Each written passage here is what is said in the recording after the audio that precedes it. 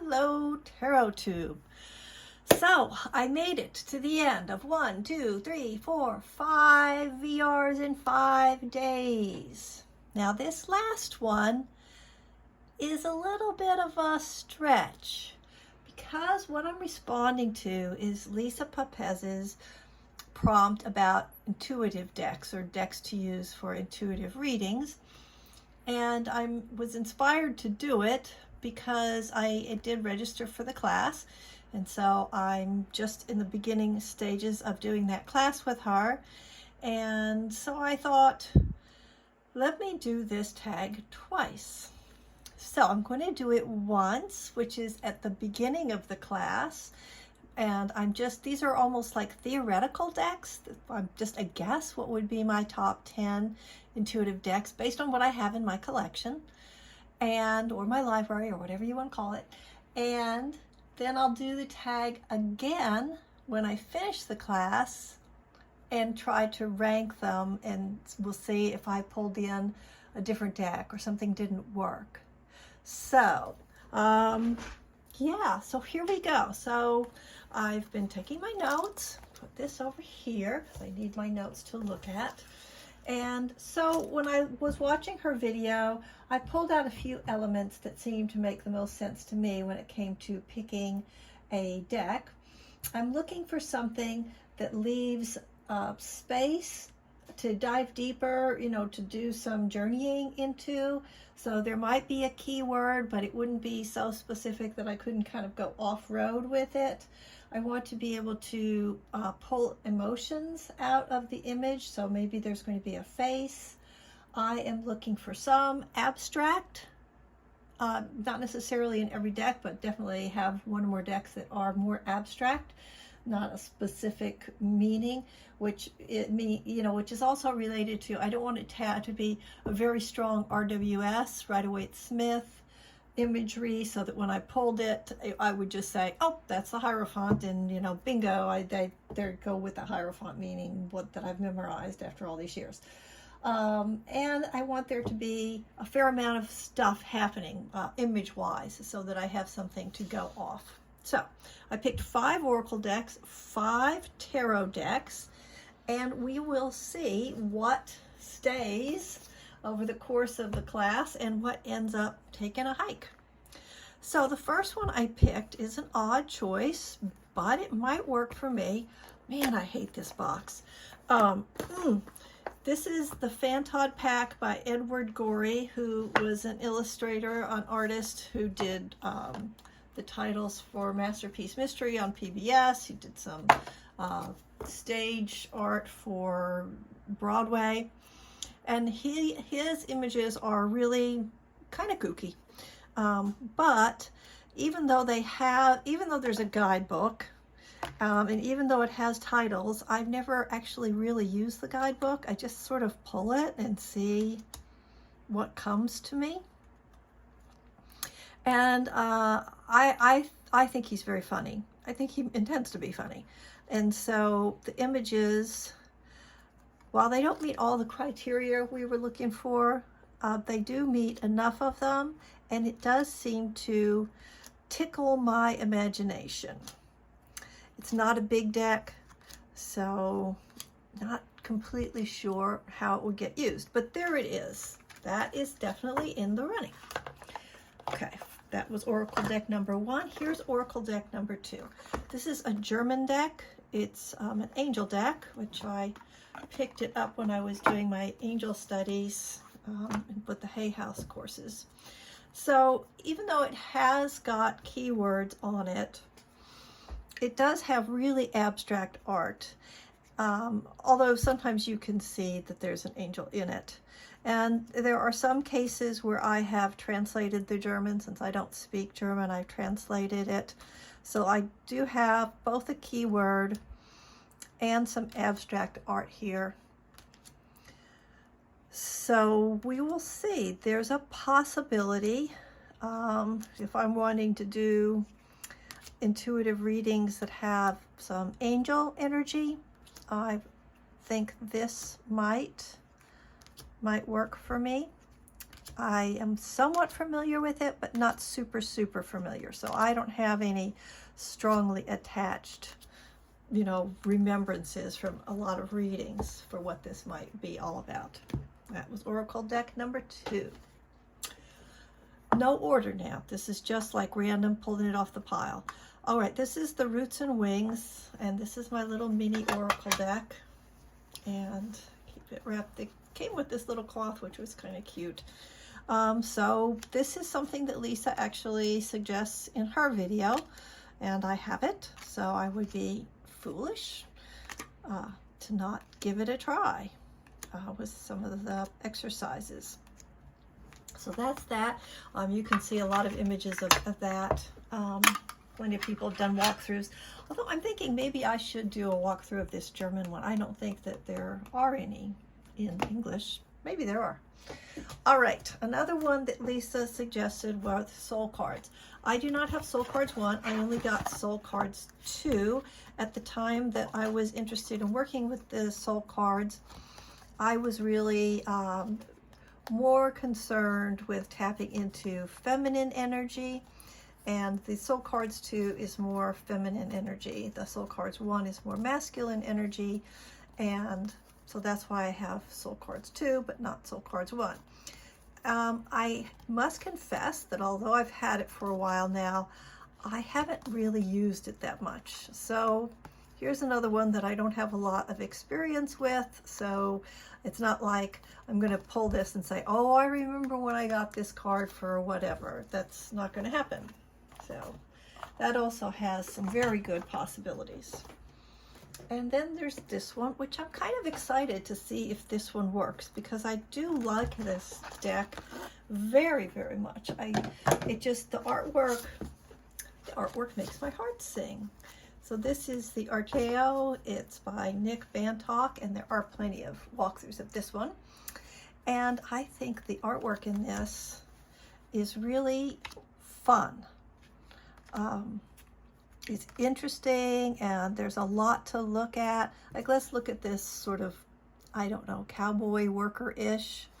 It's called Survivor, but what's this? And, you know, I think that the graphics of it, the lines, the shapes that are created by the images are interested.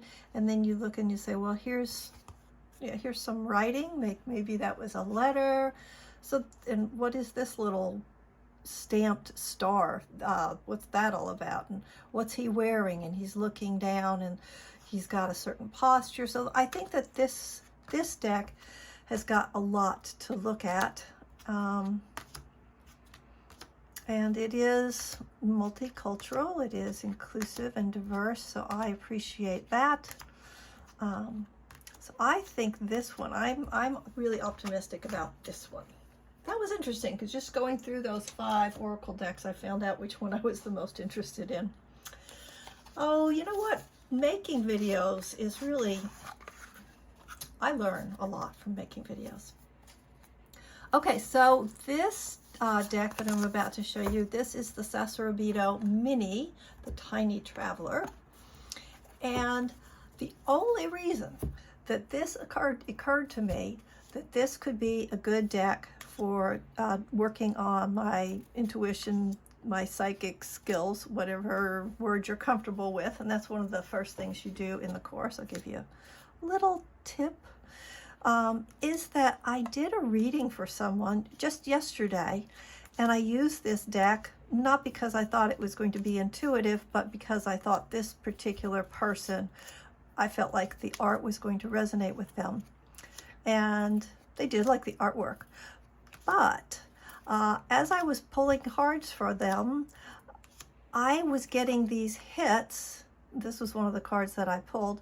I was getting these hits that were not the conventional meanings for the RWS, although I believe that the RWS meanings are pretty clear in all of these cards. This was another card. So, for example, in that reading I did yesterday, this feather really got me. And I just sort of worked with that feather in a way that I don't think I would have done with most Justice cards.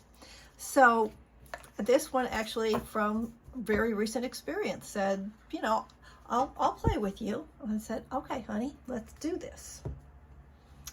All right, here is a little pairing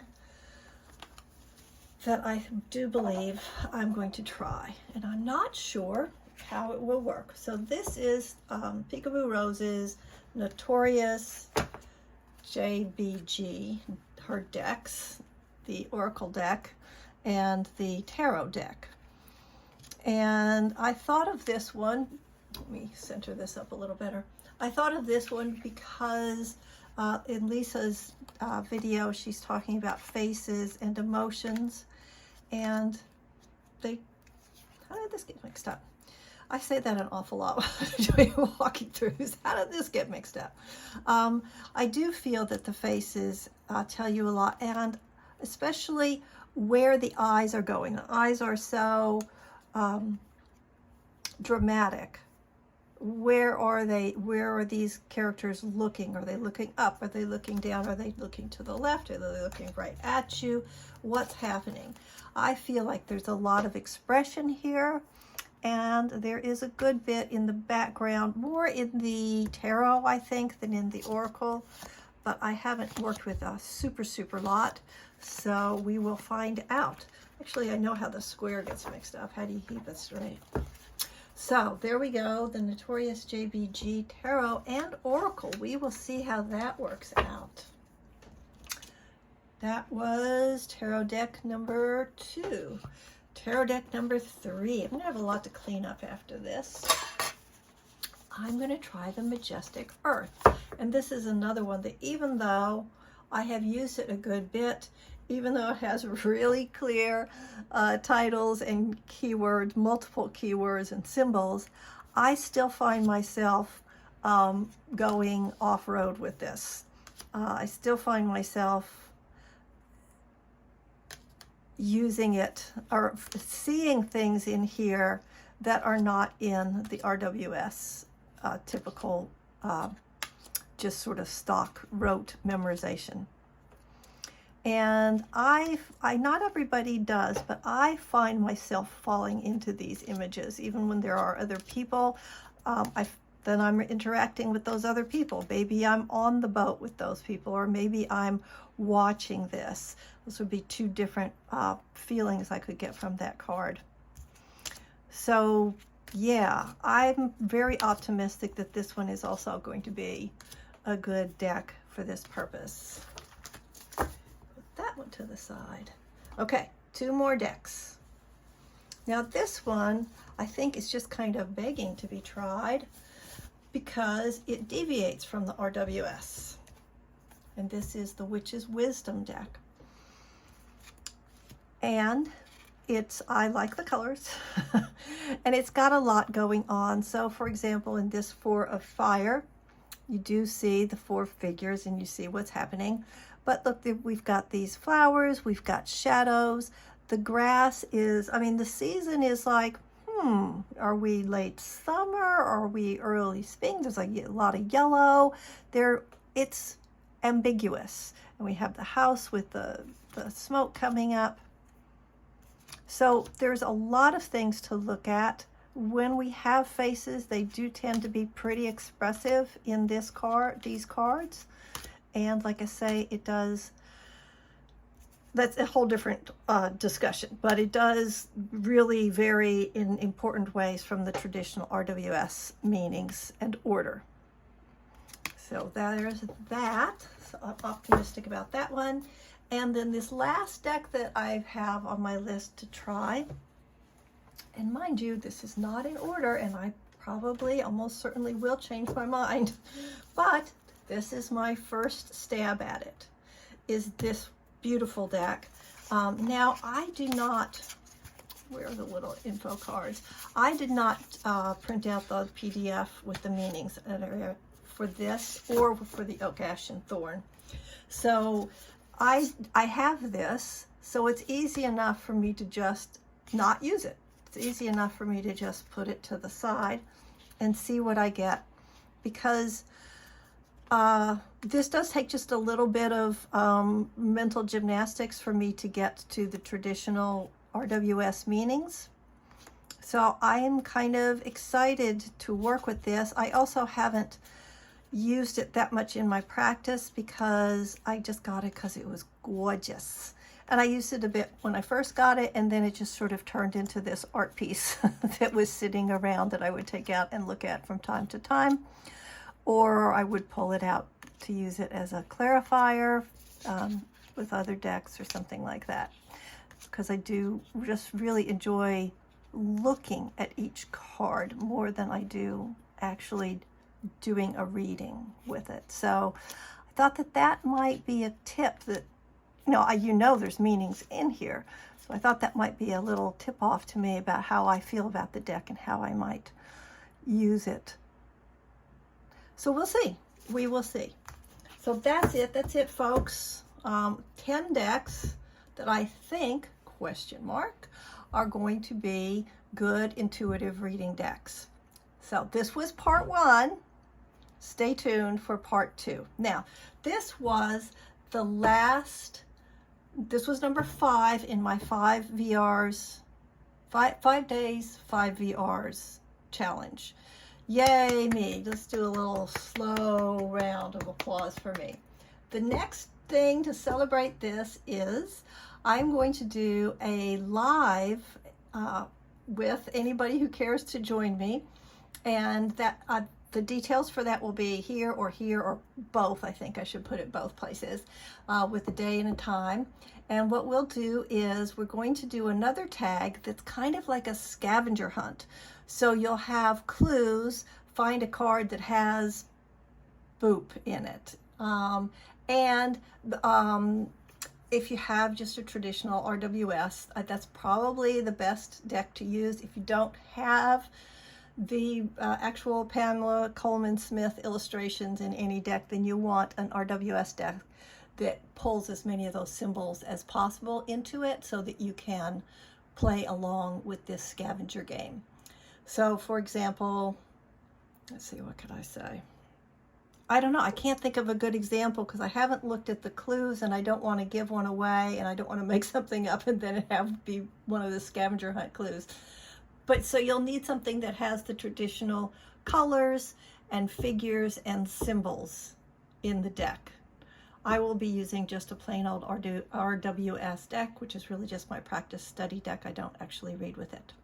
So get one of those if you want to play along with me. Like I said, we're going to do a live, and information will be here or here. I hope you've had fun with at least some of these, and I hope you've tagged me or left it in the comments if you did any of the tags with me, so I can watch yours. I've enjoyed doing it, even if it was kind of a lot of work. So take care, be well, find something that makes you smile, and I'll see you soon.